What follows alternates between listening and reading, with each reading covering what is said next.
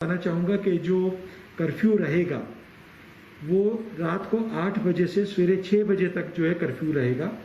अर्थात जो ढील होगी अब वो सवेरे 6 बजे से लेकर रात को 8 बजे तक जो है कर्फ्यू में ढील रहेगी। और कर्फ्यू जो लगेगा वो रात को 8 बजे से सवेरे 6 बजे तक जो है लोगों की जो आवाजाही है उसके ऊपर रोक रहेगी।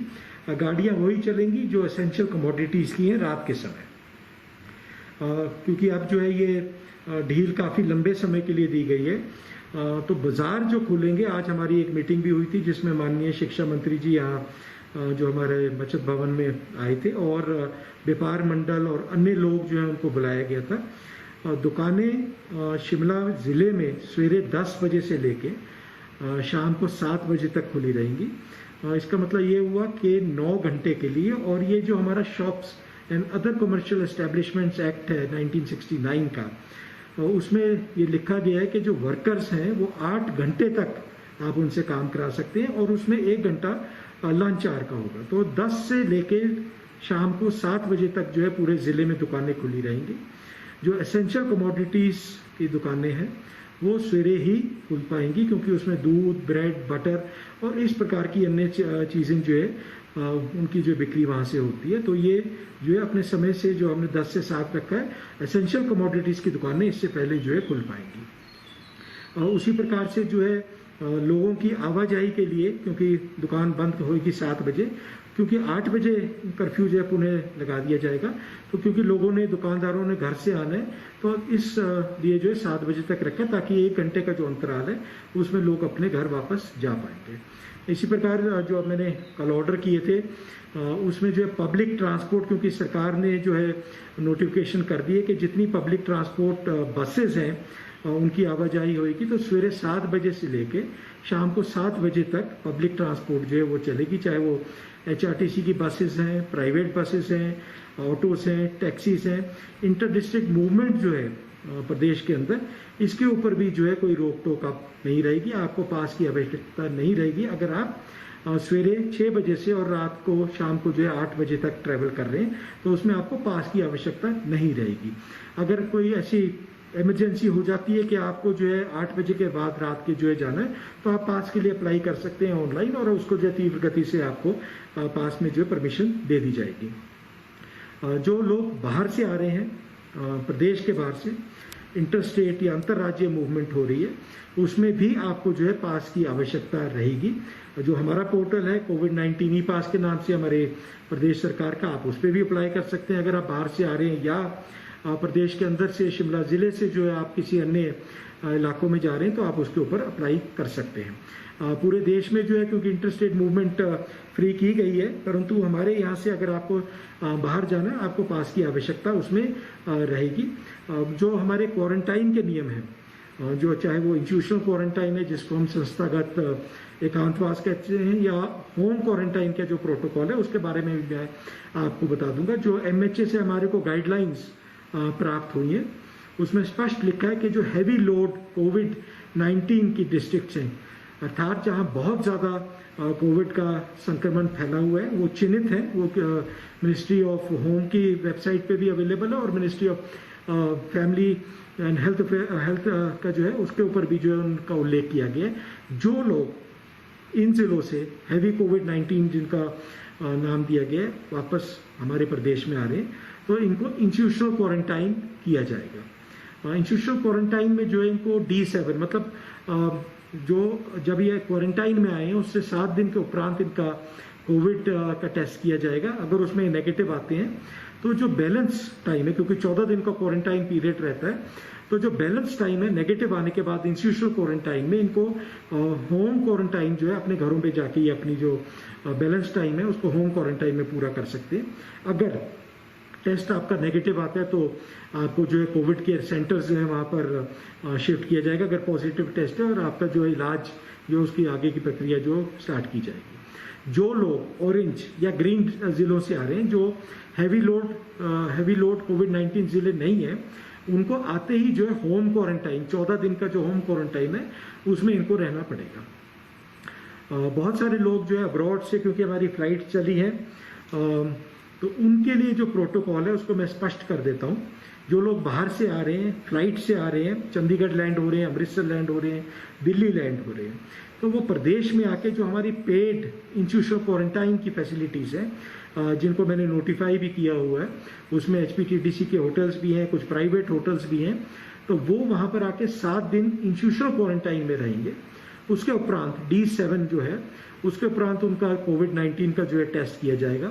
अगर वो नेगेटिव आता है तो बैलेंस टाइम जो है वो 7 दिन का अपने होम क्वारंटाइन में रहेंगे और उसका जो है अनुपालना कड़ाई से वो करें, क्योंकि अगर इस संक्रमण से हमारे को बचना है तो यही एक रास्ता है कि क्वारंटाइन की जो हमने व्यवस्था बनाई है उसको आप अच्छे से उसके जो पालन करें। आज जो है बसेस वगैरह जो चली हैं हमारे ज़िले में, जो मेरे को पास फीडबैक आया है, उसमें लोगों ने बाय एंड लार्ज इसकी जो है अनुपालना की है। बसेस में भी मैं आपको बता दूं कि कितने लोग बैठ सकते हैं बस में। तो जो बस की सीटिंग कैपेसिटी है, कितने लोग जो उसमें बैठ सकते हैं, उसका 60% लोग, क्योंकि फिजिकल डिस्टेंसिंग और सोशल डिस्टेंसिंग का भी बहुत ज़्यादा एक महत्व है इसमें, कोविड-19 के विरुद्ध जो हमारी लड़ाई जा रही है, तो उसको मद्देनजर रखते हुए 60% लोग जो हैं बसों में, चाहे वो HRTC की बस है, चाहे प्राइवेट बस है, उसमें वो ट्रैवल कर सकते हैं।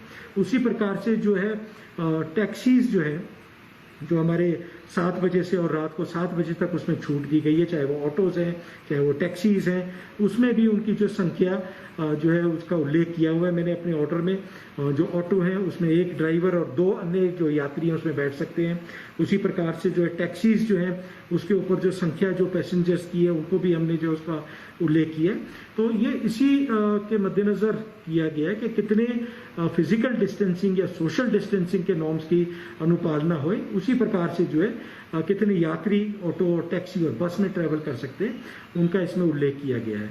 उसी प्रकार से क्योंकि अब ट्रेन्स की भी जो है आवाजाही शुरू हो गई है और हमारे ज़िले में जो मेन रेलवे स्टेशन है शिमला का और अन्य रेलवे स्टेशन रास्ते में पड़ते हैं, उसके बारे में भी जो इस पर का प्रोटोकॉल जो है वो बताया गया है। बसेस, टैक्सीज और ऑटो का मैं विशेषकर दोबारा बोलना चाहूँगा कि इसमें जो है सैनिटाइजेशन जो है सवेरे शाम होएगा और हर ट्रिप के बाद जो बसेस का है पुनः इसमें जो है सैनिटाइजेशन किया जाएगा। मेरा आप सबसे और आप लोगों के माध्यम से मेरा यही अनुरोध रहेगा, जितने भी हमारे शिमला ज़िले के वासी हैं, शिमला शहर के वासी हैं, उन सबसे यही अनुरोध रहेगा कि हालांकि छूट दी है सरकार ने, परंतु कोरोना वायरस ने कोई छूट नहीं दी है। आपको जो है खुद अपना जो है मास्क, हैंड सैनिटाइजेशन, अन्य जो आपकी सोशल डिस्टेंसिंग के नॉर्म्स है उसकी अनुपालना करनी है। खुद आपको जो है अपना ख्याल रखने पे बहुत ज़्यादा आपको महत्व देना पड़ेगा। सरकार ने लॉकडाउन या कर्फ्यू लगा के रखा, वो इसीलिए था कि हम जो है, क्योंकि उस टाइम संक्रमण जो है नया था और हमें को अपनी मेडिकल फैसिलिटीज़ वगैरह को रैंप अप करना था, इसलिए जो है कर्फ्यू वगैरह लगाया गया। अभी जो है जितने भी शिमला ज़िले के और प्रदेश के लोग हैं भली भांति परिचित हैं कि किस प्रकार के जो हमने कदम उठाने अपनी जो सेफ्टी रखने के लिए। तो मेरा आपके माध्यम से यही अनुरोध रहेगा और मैं पुनः इसको दोहराना चाहूँगा, रियायत सरकार ने दी है, कोरोना वायरस ने नहीं दी है, तो अपना जो है आपका सेफ्टी प्रोटोकॉल जो है उसकी अनुपालना जो है आपको कड़ाई से करनी है। भीड़ भाड़ के इलाकों में आपको बिल्कुल नहीं जाना है और आपका तो दायित्व ये बनता है कि भीड़ कहीं पे आप इकट्ठी भी ना होने दें। हैंड सैनिटाइजेशन का प्रोटोकॉल जो है आपको बहुत अच्छे से जो उसकी पालना करनी है। बस में भी अगर आप ट्रैवल कर रहे हैं या टैक्सी में ट्रैवल कर रहे हैं, ऑटो में आप ट्रैवल कर रहे हैं, आपको अपनी सुरक्षा स्वयं रखनी है। जैसे ही आप बस से उतरें अपना हैंड सैनिटाइज करें और अपना जो हाथ है आपको अपने फेस के ऊपर जो है नहीं लगाना है, मास्क के ऊपर नहीं लगाना है, हैंड सैनिटाइज जो है आपको सदैव इसमें जो है रखना पड़ेगा। सर आपने ऐसे बोला कि अब रियायतें मिल चुकी है, फेज 1 स्टार्ट हो चुका है उन लोगों का, सर उन पे किस तरह से चेक किया जाएगा? क्योंकि अब राज्य के अंदर बात करें तो अब कोई किस चीज़ के पास की जरूरत नहीं है, चाहे टैक्सी है चाहे कोई भी है, कोई बाहर से लोग आता है तो उनको उन पर किस तरह के चेक किया जाए कर सकते हैं हम? देखिए, जो राज्य के बाहर से लोग आ रहे हैं उनको अभी भी जो है पास की और परमिट की आवश्यकता रहेगी। तो जैसे ही वो परमाणु बैरियर वहाँ पर एंटर करते हैं, चाहे वो दिल्ली से या किसी अन्य रेड जोन डिस्ट्रिक्ट से हैं, जो हाई लोड कोविड-19 डिस्ट्रिक्ट या एरियाज हैं, तो उसकी जानकारी हमारे को तुरंत यहाँ पर ज़िले में प्राप्त हो जाती है। जो भी किसी भी स्टेट के बैरियर से एंटर करते हैं, चाहे वो कांगड़ा साइड है, चाहे गोविंद घाट बैरियर है पोंटा में, या परवाणु बैरियर है, तो उसकी जानकारी हमारे को तुरंत यहाँ पर मिल जाती है शोगी पर। और हमें पता है कि कौन रेड जोन से आ रहा है और किसी ऑरेंज या ग्रीन जोन से आ रहा है, तो वो जो है उसी क्वारंटाइन फैसिलिटी में भेजे जाते हैं जिस एरिया से वो आ रहे हैं उसके अनुसार। तो क्योंकि अभी भी आपको आवश्यकता है बाहर से, स्टेट के बाहर से अगर आप आ रहे हैं पासिस की, तो वो हम उसमें अच्छी प्रकार से जो मॉनिटरिंग रखेंगे। सर लगभग कितने लोग अभी भी जो बाहर से आ रहे हैं और कितने क्वारंटाइन किए गए हैं? देखिए, अभी जो संस्थागत एकांतवास है, इंस्टीट्यूशनल क्वारंटाइन है, जो आज के मेरे पास आंकड़े हैं उसमें 753 लोग जो है अभी इंस्टीट्यूशनल क्वारंटाइन में, और लगभग 2300 लोग जो है होम क्वारंटाइन में इस समय जो है चल रहे हैं। और ये 14 दिन तक जो है इसमें रहेगा जो लोग होम क्वारंटाइन में होंगे। उसी प्रकार से जैसे मैंने पहले भी बताया था, इंस्टीट्यूशनल क्वारंटाइन जो है वो 7 दिन के बाद हम टेस्ट करेंगे, और अगर आपकी रिपोर्ट नेगेटिव होगी तो आपको होम क्वारंटाइन में भेज दिया जाएगा। एक बात जो जिसका मैं और यहाँ पर स्पष्ट करना चाहूँगा, जो लोग हमारे ज़िले से या प्रदेश से कहीं जा रहे हैं, पीजीआई जाना पड़ रहा है लोगों को, या अन्य किसी स्थान पर जाना पड़ रहा है, तो अगर वो स्टेट बॉर्डर को क्रॉस करने के 48 घंटे के भीतर उसी बॉर्डर पे वापस पहुंच रहे हैं या स्टेट में वापस आ रहे हैं, तो उनको क्वारंटाइन नहीं किया जाएगा। उसी प्रकार से जो जिला शिमला में कोई मीटिंग अटेंड वगैरह करने के लिए यहाँ पर लोग आ रहे हैं, अगर वो उसी दिन वापस जा रहे हैं तो उनको क्वारंटाइन नहीं किया जाएगा। उसी प्रकार से वीकेंड पे जो लोग यहाँ पर आ रहे हैं सैटरडे और संडे को, और उनको वापस चले जाएंगे वो संडे शाम को, तो उनको भी जो है इसमें क्वारंटाइन नहीं किया जाएगा।